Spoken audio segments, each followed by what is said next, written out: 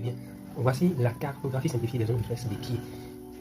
Alors, nous pouvons remarquer qu'au niveau de cette cartographie, nous avons des organes qui sont représentés. Ici, par exemple, comme on peut le constater, on a le cerveau, l'hypophyse, la gorge, la thyroïde, bronche-cœur, diaphragme, plexus solaire, l'estomac, les reins, le pancréas, colonne transverse, intestin grêle, urètre, vessie, rectum.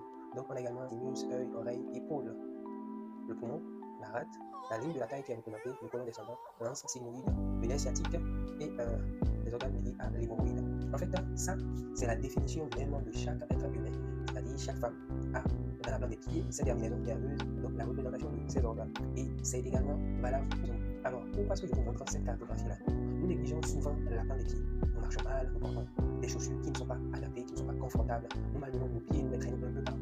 Alors que les pieds représentent notre organisme tout entier en miniature. Vous voyez, tout ce qu'il y a à l'extérieur existe à l'intérieur et vice-versa. Tout ce qu'il y a en grand existe en miniature. Donc c'est pour cela que nos cellules, aussi petites qu'elles soient, elles ont la capacité de respirer, de s'alimenter, de rejeter des déchets, de fournir de l'énergie. Donc à travers nos pieds, on peut avoir le bien-être. Donc je m'en vais vous dire aujourd'hui que la réflexologie n'est pas seulement l'affaire de tous ceux qui ont des problèmes de pieds, mais ça nous concerne tous, parce que nos pieds représentent assez de choses pour notre organisme. Donc considérons les pieds, considérons les médecines naturelles, considérons la réflexologie. Je vous remercie.